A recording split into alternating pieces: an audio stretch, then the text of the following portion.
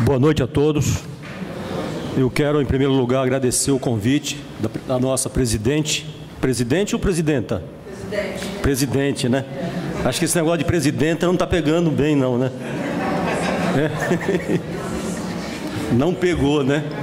Pois é, e cumprimentar todos os sindicalistas, aqui presentes, cumprimentar todos os presentes também, né? Agradecer o convite que me foi feito, e aqui também pelo nosso amigo Gurgel, que fizemos esse trabalho juntos, né? Dando assim quase que um início para a história, uma história da justiça e do direito no Espírito Santo, né? Na verdade, como ele mesmo já mencionou, é de justiça salientar aqui as primeiras tentativas que dois grandes estudiosos, né, da história da justiça no Espírito Santo, que são os desembargadores Sobreira e o desembargador Eurípides Queiroz do Vale, né, saudoso Eurípides Queiroz do Vale, que eu não sei se algum de vocês chegou a conhecer, né? Foi um desembargador muito ativo aqui no Espírito Santo e muito interessado pela história do Espírito Santo, inclusive, que escreveu vários livros, né, vários trabalhos publicados sobre a história do Espírito Santo. Foi também do desembargador Eurípides, grande figura, inclusive intelectual e pessoal, né? Foi também dele a iniciativa de escrever uma primeira história do Poder Judiciário, né? Uma introduçãozinha que a gente nunca pode desprezar, né? Em parte foi essa ideia que nós tivemos aqui, foi essa sugestão do desembargador Eurípides Queiroz do Vale de se construir uma história do Espírito Santo. E coincidiu também essa iniciativa, a ideia de realizar esse projeto, como o próprio Gurgel salientou aqui no começo da fala dele e aqui na apresentação do livro, né, com a iniciativa do Conselho Nacional de Justiça, que eu estou citando aqui a apresentação, que resolveu fomentar as atividades de preservação, pesquisa e divulgação da história do Poder Judiciário, bem como das informações de caráter histórico contidas nos acervos judiciais. Quer dizer, que o Conselho Nacional de Justiça tomou, então, a iniciativa de favorecer o desenvolvimento de uma reconstrução da história do Poder Judiciário no Brasil, né? É uma iniciativa que parte da cúpula do Poder Judiciário e que hoje está se implementando no Brasil. E nós aqui temos o orgulho e a satisfação de estarmos colocando o Espírito Santo, vamos dizer assim, nessa perspectiva da realização de uma história do Poder Judiciário no Brasil. Só um parênteses. É um dos poucos estados do Brasil que tem esse tipo de resgate já feito. Só uns 2 ou 3 estados, Rio de Janeiro, Pernambuco e Rio Grande do Sul, que tem. Nós somos o terceiro... Que já está tomando essa iniciativa, né?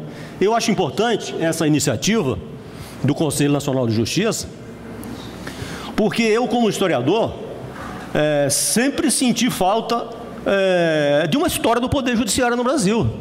Porque, afinal, são 3 poderes, mas, normalmente, quando se fala da história do Brasil, o que a gente fala, normalmente, é da história do Poder Executivo. A história que nós contamos nas escolas, nos livros didáticos, normalmente, a história do Poder Executivo. Nem sequer a história do Poder Legislativo não é contada, e muito menos a história do Poder Judiciário. E isso é uma lacuna imperdoável, eu digo assim. Porque não é só o Poder Executivo e não é só o Poder Legislativo que fazem a história do Brasil. O Poder Judiciário também é um componente fundamental da história brasileira. E mais hoje ainda, não é? Hoje eu ouvi aqui da presidente a informação de que vocês vão aqui fazer também uma discussão sobre a conjuntura política, econômica e social do Brasil, não é isso? Pois olha, eu não quero aqui me antecipar a essa avaliação que vocês vão fazer, mas eu digo o seguinte, um aspecto hoje interessante da conjuntura política do Brasil é que o Poder Judiciário está no topo da discussão. Talvez pela primeira vez na história do Brasil, o Poder Judiciário tem uma visibilidade que o coloca dentro de uma posição estratégica no Brasil. Então, eu quase diria para vocês o seguinte, que a problemática hoje do Brasil depende em grande parte do que o Poder Judiciário vai decidir. Da posição e da atuação do Poder Judiciário. O Poder Judiciário está hoje vivendo um dos momentos supremos de sua história, não é? De sua participação na história brasileira. E a sociedade brasileira com todas as evidências, elas têm uma grande expectativa com relação a essa atuação do Poder Judiciário. Nunca o povo brasileiro teve uma consciência tão aguda da importância do papel judiciário quanto tem hoje. E não se iludam, essas manifestações todas que vocês estão vendo pelo Brasil afora, todas elas implicam o Poder Judiciário. Haja vista, por exemplo, uma reivindicação como essa que diz assim: olha, abaixa a corrupção. Isto tem a ver totalmente com o Poder Judiciário, não é? Isso tem a ver com a questão da justiça. Isso é uma reivindicação de justiça. Então, assim, a iniciativa de fazer a história do Poder Judiciário no Brasil, ela vem a calhar, como dizem os portugueses, vem a calhar.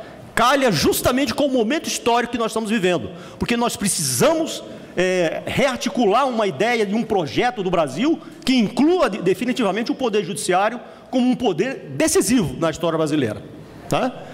O império da lei tem que se concretizar de forma definitiva na história brasileira.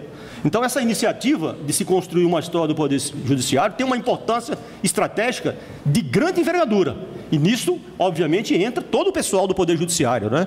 A assunção dessa responsabilidade histórica que tem o Poder Judiciário. Fala-se muito, por exemplo, da importância da educação no Brasil, né? Da importância de uma reforma política, não é? Fala-se isso, mas é também digno de nota que também no Poder Judiciário é preciso que o Poder Judiciário compareça nesse momento desempenhando dignamente o seu papel. Muito bem. Então, feita essa primeira apresentação, quer dizer que a nossa iniciativa, ela tem a ver com essa atitude que foi, né, iniciada pelos órgãos do Poder Judiciário, que tomaram essa iniciativa, e nós, aqui, seguindo esses ilustres predecessores, o desembargador Sobreira e o desembargador Eurípides Queiroz do Vale, é que estamos dando uma contribuição nesse sentido. O livro que eu escrevi é um livro que resultou aqui em 492 páginas, né? Um livro assim volumoso, em que eu reuni, na verdade, 6 ensaios historiográficos, abordando desde a época lá do direito romano, né? De quando que o direito romano é reintroduzido em Portugal, né? Na Idade Média, ainda na Idade Média, ou quando se forma Portugal, né? O reino português, a elaboração das primeiras compilações do direito, né? As chamadas ordenações, as ordenações afonsinas, as ordenações manuelinas e as ordenações filipinas. Esse é o primeiro capítulo, né? Que eu vou falar assim rapidamente dele. Vou apresentar rapidamente cada um dos capítulos. Eu sei que nós estamos aqui às vésperas de um jantar que vocês vão daqui a pouco ser servidos, né? E eu não quero servir para vocês aqui uma coisa indigesta, obviamente, né? Não é meu interesse aqui atrapalhar né? E prejudicar o apetite de vocês com uma conferência aqui pesadona, não é? Não é meu interesse aqui complicar a vida de vocês, né? Então vou fazer assim uma explanação bem rápida do que foi que eu disse aqui, não é isso? Em cada um desses 6 ensaios que eu escrevi aqui, rapidamente, né? Nesse primeiro, que é o que eu chamei de A Herança do Direito Português, eu comecei com uma citação e uma observação feita por um grande intelectual brasileiro do século XIX, que foi um homem chamado Silvio Romero.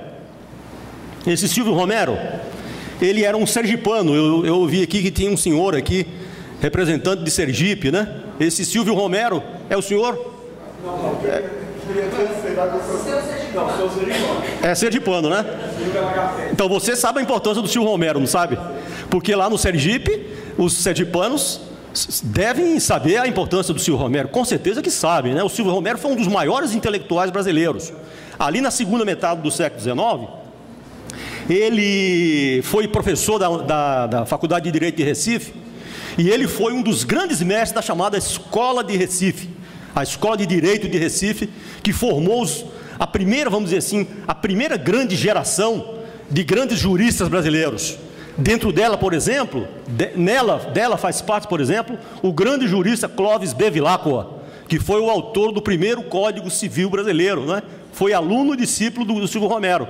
Foi também aluno e discípulo do Silvio Romero 2 grandes capixabas, dos quais nós vamos falar aqui, Afonso Cláudio e Muniz Freire, que foram alunos e discípulos de Silvio Romero, não é? E também colegas do grande Clóvis Bevilacqua. Estudaram juntos, eram militantes na academia juntos, não é? Com Clóvis Bevilacqua e outros igualmente famosos, não é? E foram esses dois, principalmente Afonso Cláudio e Muniz Freire, que colocaram o Espírito Santo pela primeira vez em dia com esse movimento de modernização intelectual, filosófica, que estava sendo capitaneado de Recife pelo Silvio Romero e pelo Tobias Barreto, que era pernambucano, o Tobias Barreto, mas era quase sergipano também, né? O Sergipe compareceu nesse momento da história brasileira aí, produzindo esses dois grandes intelectuais, né? E o Espírito Santo, os nossos capixabas aqui, Afonso Cláudio e Muniz Freire, absorveram essa influência, né? E foram eles os criadores do Tribunal de Justiça no Espírito Santo. E nós vamos logo falar sobre essa atuação deles dois aqui no Espírito Santo, que são os dois, Afonso Cláudio como um dos primeiros desembargadores e presidente do Tribunal de Justiça, do fundador do Tribunal de Justiça do Espírito Santo, e um dos grandes formuladores de um projeto capixaba, né, com o Muniz Freire. Vamos falar disso. Pois o meu livro começa com uma passagem do Silvio Romero, que é aparentemente polêmica, que é a seguinte. O Silvio Romero diz assim que a cultura brasileira, a nacionalidade brasileira, ela se assenta em 3 pilares fundamentais. Um deles é a religiosidade cristã. O que vocês acham dessa ideia dele? Vocês acham que o cristianismo é um dos fundamentos da nacionalidade brasileira? Difícil contestar, né? Muito difícil contestar. Nós somos, é claro, o Brasil hoje é um país multiconfessional, como se diz, né? É um país hoje, inclusive, que tem um desenvolvimento extraordinário das religiões evangélicas, né? E de muitas outras religiões. O Brasil é um país que tem muitas religiões, mas a formação fundamental do Brasil é essencialmente cristã. Isso aí nós não podemos negar. Um estado como o nosso, o Espírito Santo, por exemplo, é só você olhar para qualquer lugar, você vê a importância do cristianismo, para o Convento da Penha, aqui para Anchieta, que agora mesmo foi colocado na condição de santo, né? Ali para Nova Almeida, não é? Quer dizer, a religiosidade cristã teve um papel extraordinário na formação da nacionalidade brasileira. Isso aí é um aspecto indiscutível da nossa história, né? Outro ponto fundamental que o Silvio Romero coloca como fundamento da nacionalidade, qual é? A língua portuguesa. Será que dá para a gente discutir isso? Que a nossa língua é a nossa pátria também? É um dos fundamentos da nossa pátria? É quase difícil, é impossível você negar isso, né? É claro que você tem outras linguagens sendo faladas aí, não é? Que são recuperadas. Por exemplo, lá em Salvador, na Bahia, se fala muito iorubá. Ainda tem comunidades lá que falam iorubá, sabia? Tem turistas africanos que vêm em Salvador para ver como que naqueles terreiros tradicionais de Salvador se fala o iorubá do século XVII ou do século XVIII. Porque lá na África já não se fala mais. Se fala iorubá lá na Bahia, naqueles grandes terreiros. Mas nós não podemos... Quer dizer, as linguagens africanas tiveram uma importância extraordinária em nossa formação. As línguas indígenas tiveram também um papel extraordinário na nossa formação. Você pega aqui, por exemplo, o Espírito Santo. A maior parte dos nossos lugares tem nome indígena. Não tem? Cariacica, Guarapari, vai falando aí. Piúma. Quase todas as nossas localidades são nomes Iriri, né? Muqui, não é isso? Ela fez um livro sobre Muqui. É a sua terra linda, né? Maravilhosa cidade de Muqui, com aqueles casarões, né? Muqui, quase todos os lugares. E com um detalhe interessante: os nomes indígenas são conhecimentos sobre o lugar. Quando o índio diz que tal lugar é pedra mole, Ita, não sei o quê, é um conhecimento que ele tem naquele lugar. O nome que ele dá é um conhecimento que ele tem, é um saber. Isso felizmente se conservou na nossa história. Tudo isso nós reconhecemos hoje, né? A língua portuguesa que nós falamos é uma língua meio africanizada, meio indigenizada, bem abrasileirada. É só você comparar a nossa linguagem com o português lá de Portugal. Você vê que nós demos uma contribuição tremenda nesse sentido, da formação da língua. Nós abrasileiramos a língua, tornamos a língua... Lá em Portugal eles falam assim, aqueles do sotaque doce.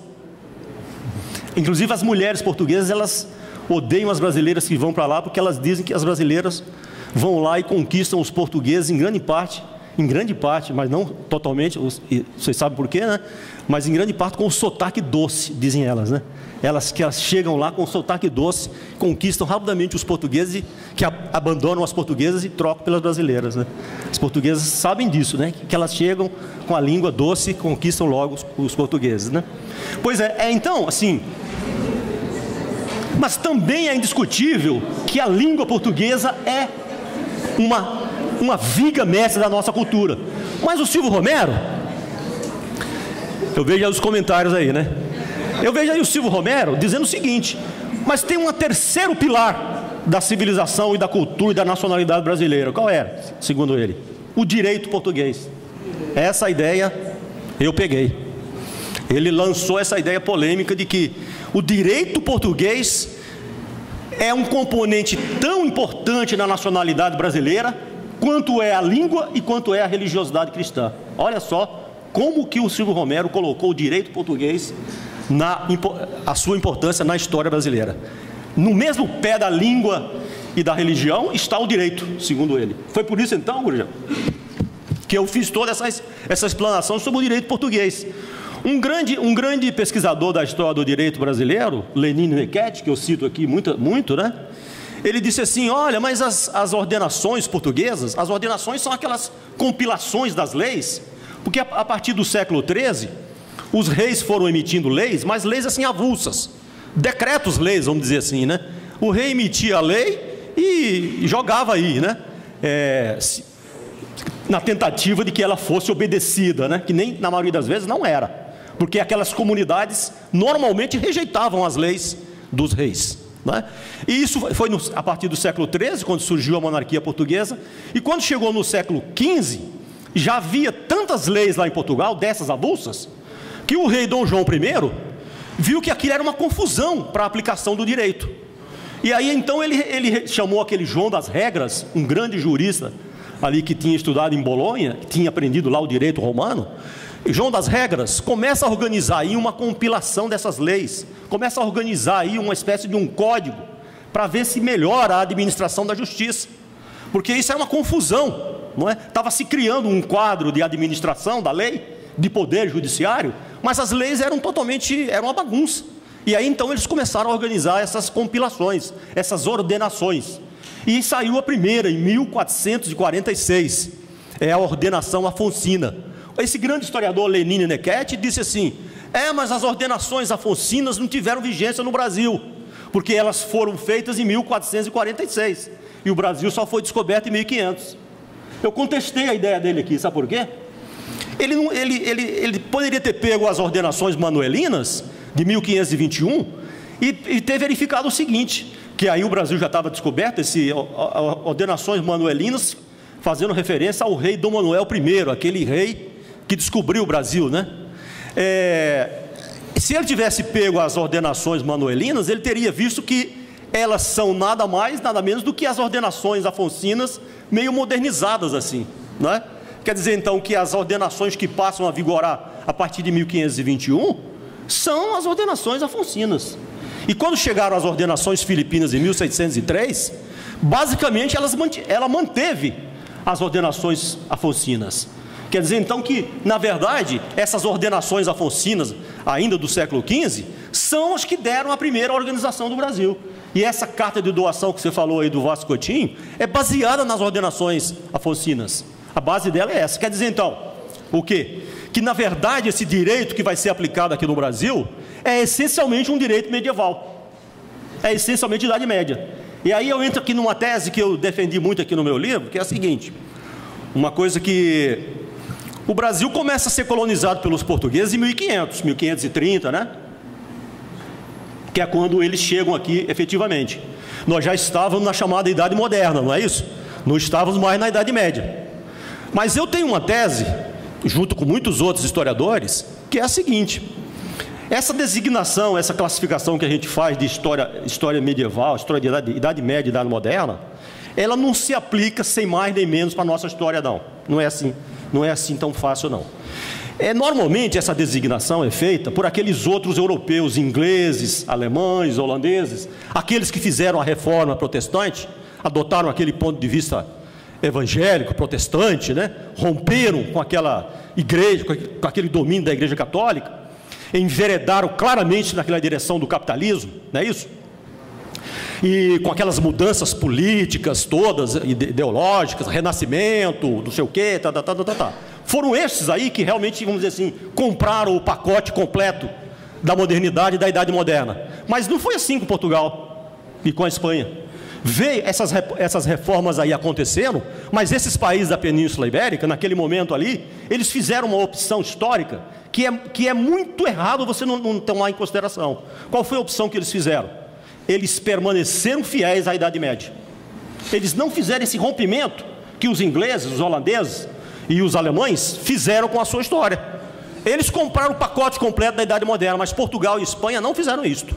Portugal e Espanha se mantiveram fiéis à Igreja Católica, ao catolicismo.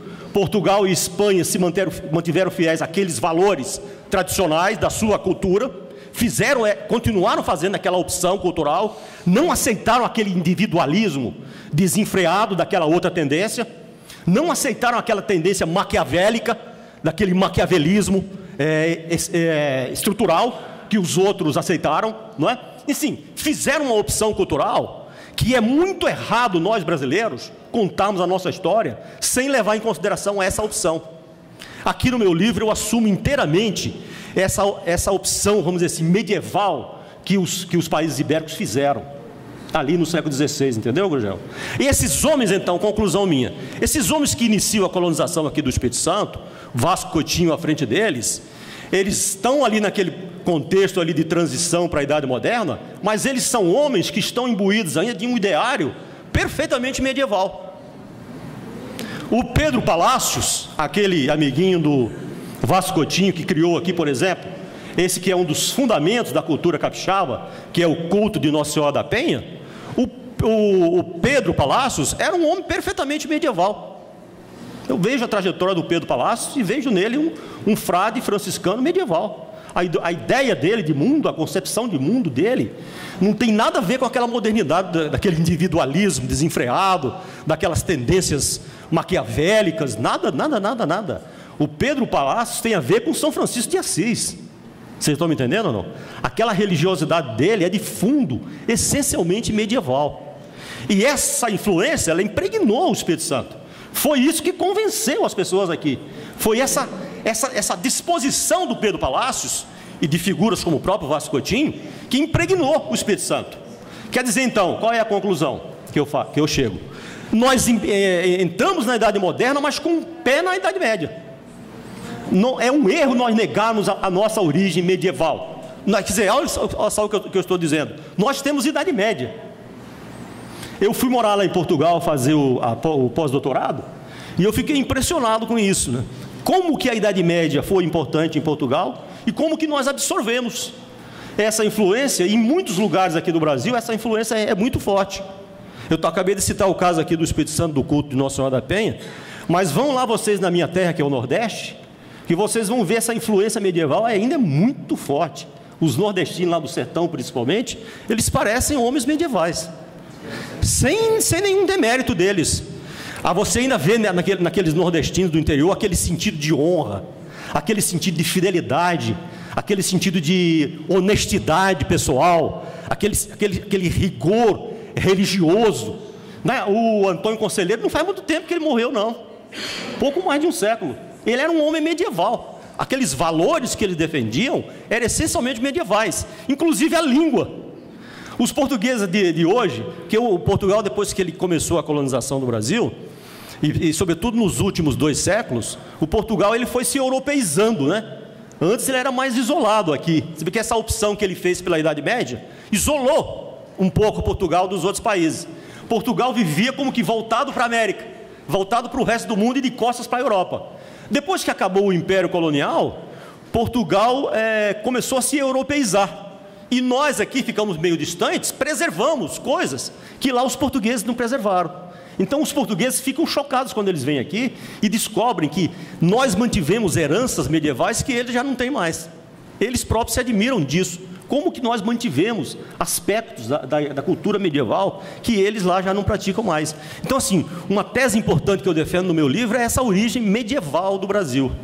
Esse medievalismo, no bom sentido, tá?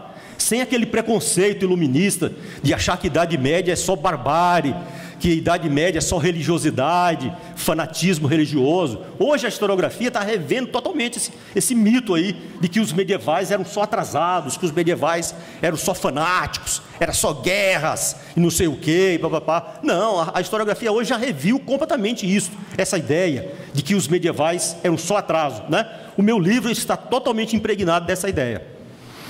E, por exemplo,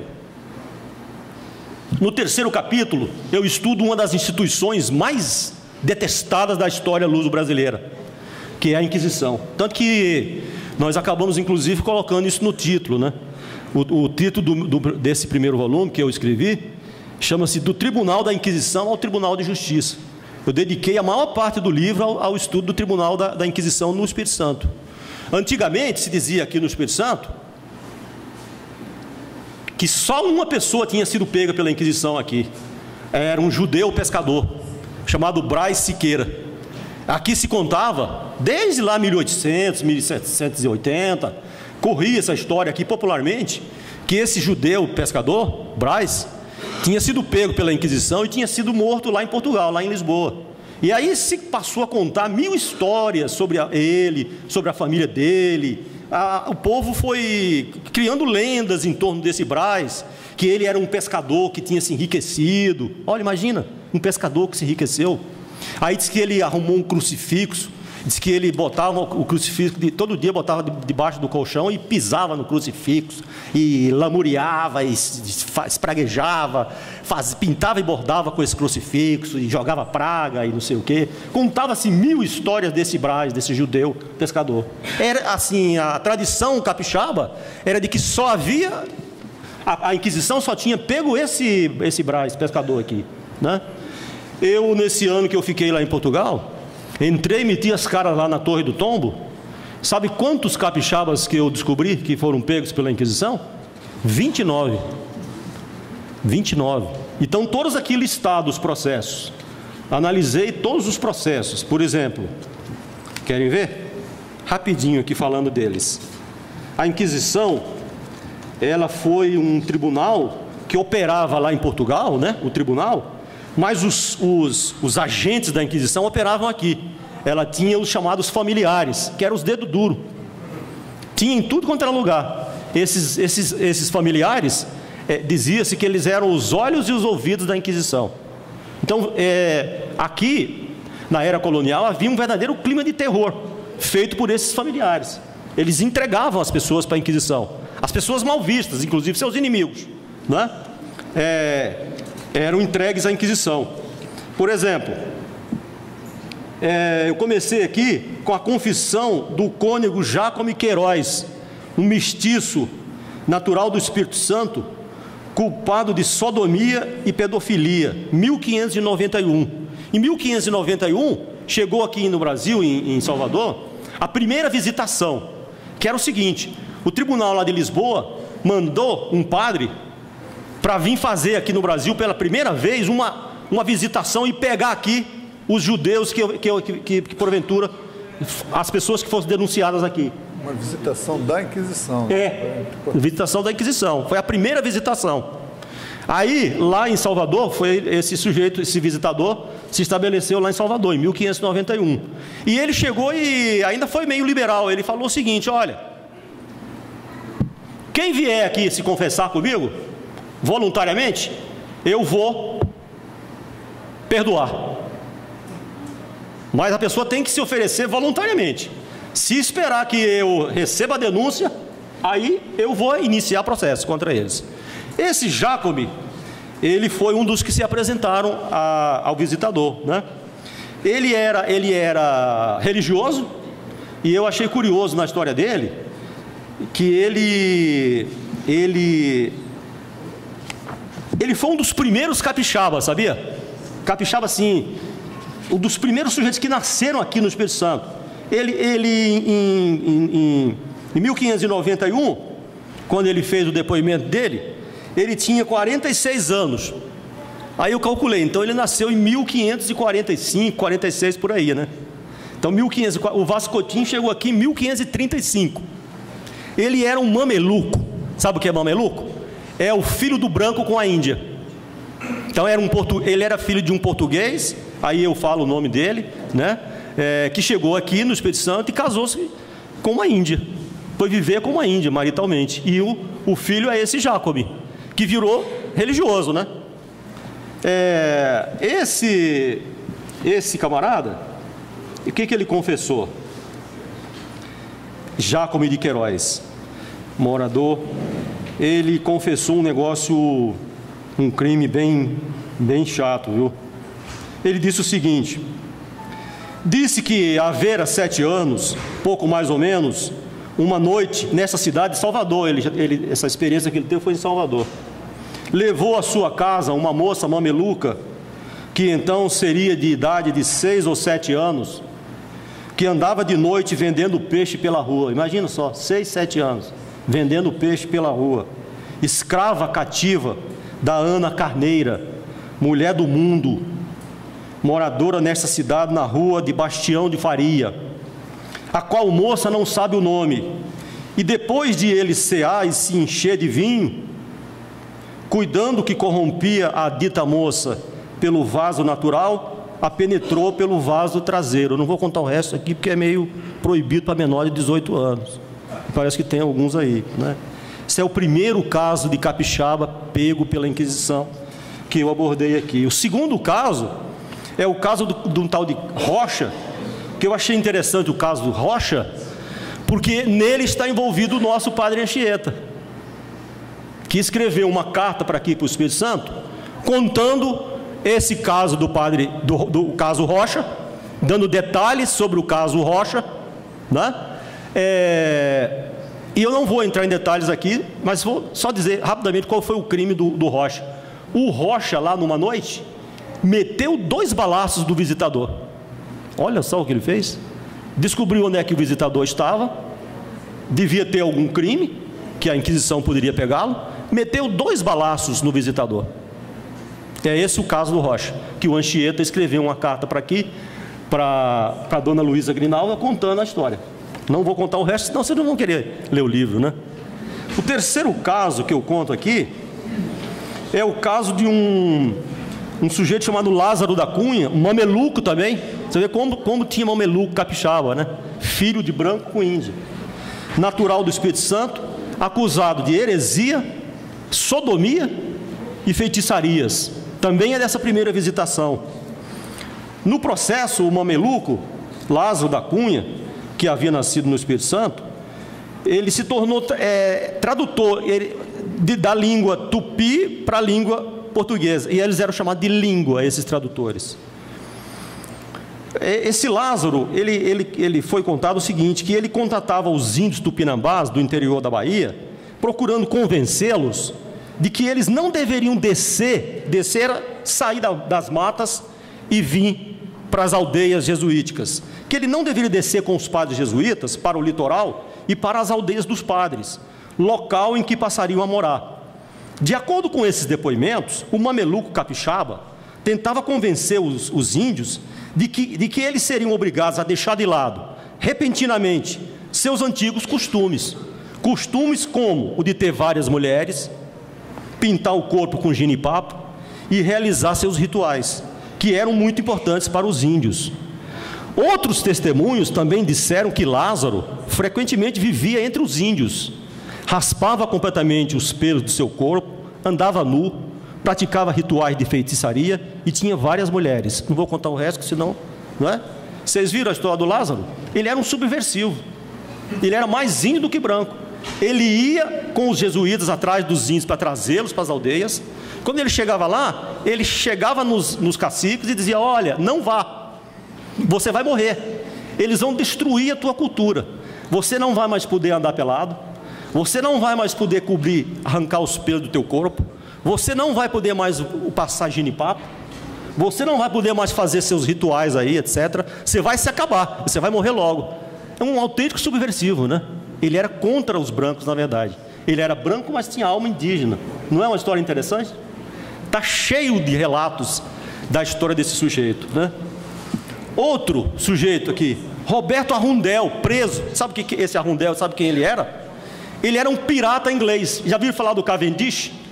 O Cavendish atacou Vitória em 1592. Eles se deram muito mal, os piratas ingleses. Morreram muitos e um deles foi preso. É esse Arundel, ó. Foi pego pela Inquisição. Eu conto a história dele aqui. As mentiras que ele contou. Sabe o que ele contou para a Inquisição? Falou, não, a gente ia passando lá pelo Espírito Santo e aí resolvemos pegar água lá. Era pirata do Cavendish. Ele chegou a dizer que encostaram aqui para tomar água. Gracinha, não? Ele foi perdoado, tá? O rei de Portugal, que era amigo da Inglaterra, mandou devolvê-lo. Interessante isso, né? A história dele, né? Outro processo contra o poeta Bento Teixeira, ex-morador do Espírito Santo e acusado de judaísmo. Esse Bento Teixeira, ouviram falar dele já? Ele é um dos primeiros poetas brasileiros. Bento Teixeira. Sabe o que eu descobri a respeito dele? No processo dele, tem uma confissão muito importante que ele fez. Do Bento Teixeira, o primeiro poeta brasileiro. Está aí em todos os manuais de literatura. Bento Teixeira, o iniciador da poesia brasileira. Sabe o que está lá no processo dele? A informação interessante? Que o Bento Teixeira não só aprendeu a ler e a escrever aqui no Espírito Santo, onde ele morou durante muitos anos, mas que ele saiu daqui do Espírito Santo já praticamente poeta. O primeiro poeta brasileiro virou poeta no Espírito Santo. Não é uma descoberta interessante? Acho que é. Pois é, aí vai afora. A Inquisição são 29 processos e tal. O outro capítulo é um capítulo que eu trato dos ouvidores, né? Quem foram os ouvidores? Até então, até ali a metade do século XVIII, a justiça aqui no Espírito Santo era praticada, vamos dizer assim, amadoristicamente. A primeira instância de justiça eram os chamados juízes ordinários. O juiz ordinário era uma espécie de vereador. O primeiro julgamento era feito por um juiz ordinário. Depois havia o ouvidor, que era nomeado pelo capitão donatário. Era um ouvidor também leigo.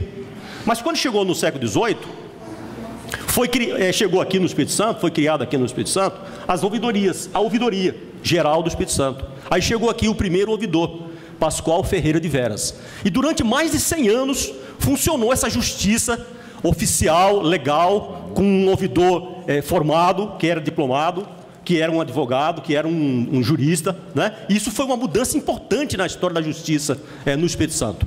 Eu, num dos capítulos, estudo a atuação desses ouvidores. O primeiro deles, por exemplo, o Pascoal Ferreira de Veras, meu parente, Ferreira, ele chegou aqui em Anchieta e ele se envolveu aí numa questão gravíssima. Foi uma revolta que houve dos índios.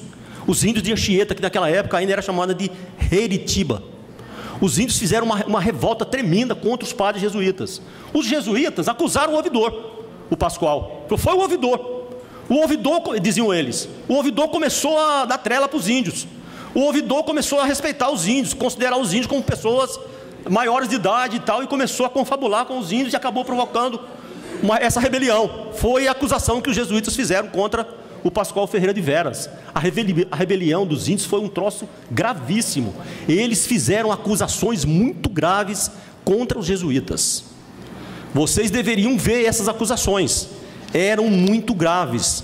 Eu poderia citá-las aqui, mas elas são graves demais, né? Tá bom.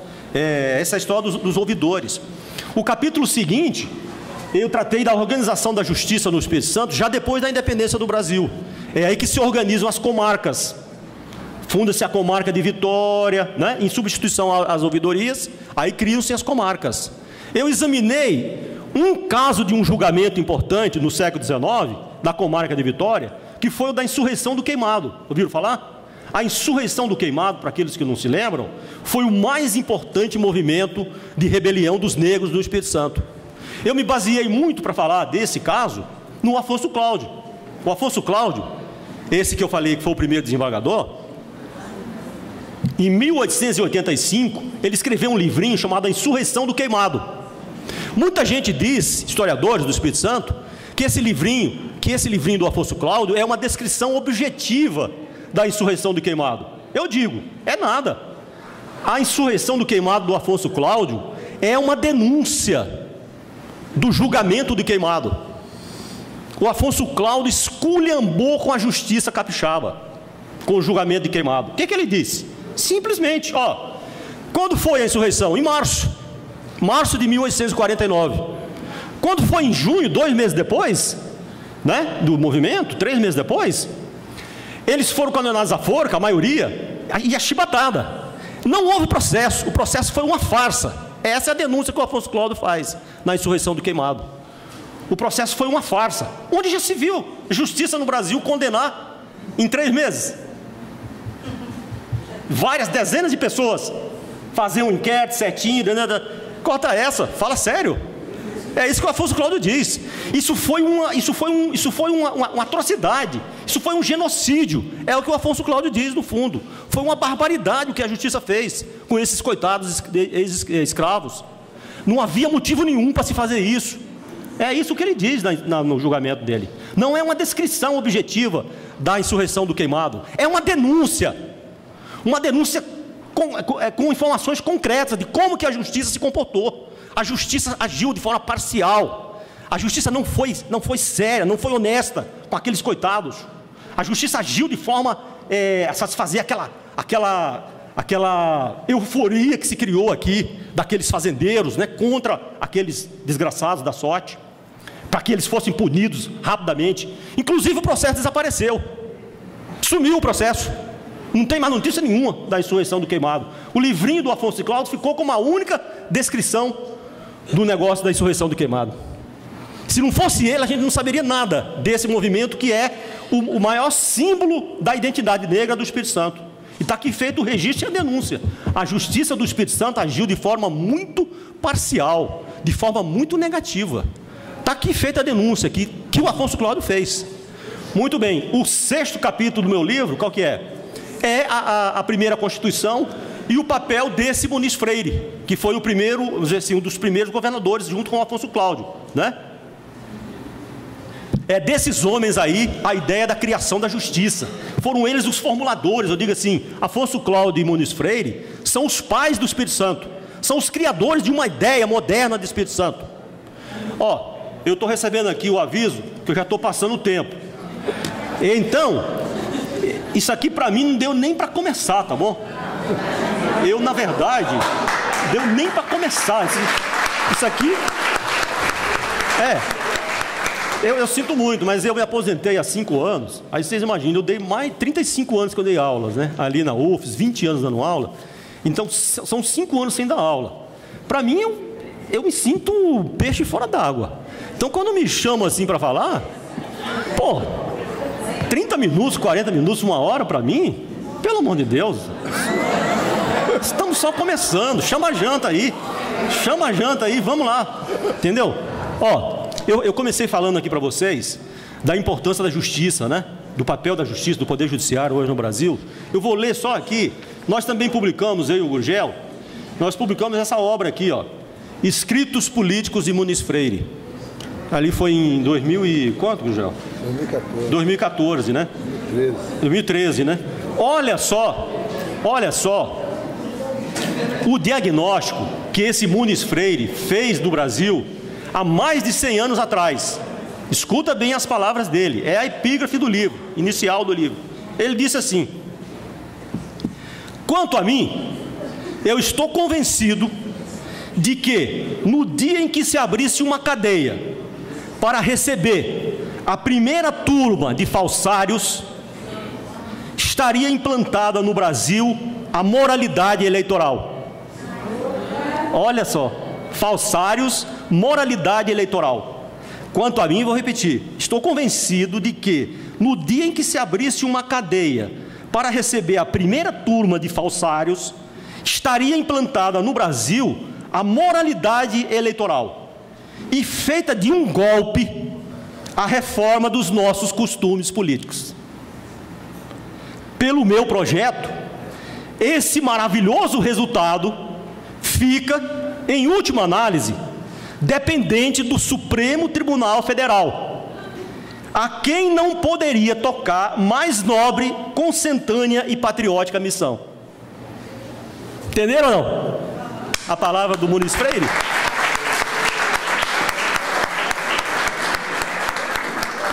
Com a palavra, o Supremo Tribunal Federal. Vocês entenderam o recado do Muniz Freire? Com a palavra, o Supremo Tribunal Federal. Isso em 1909, ó. Com a palavra, a Justiça Brasileira. E ele disse, ó, aí a gente está falando muito de reforma dos costumes políticos, né? Reforma política, né? Pois o Muniz Freire disse, ó, no dia que se botar a primeira turma de falsários realmente na cadeia, está feita a nossa reforma política. Hã? Bem legal, né?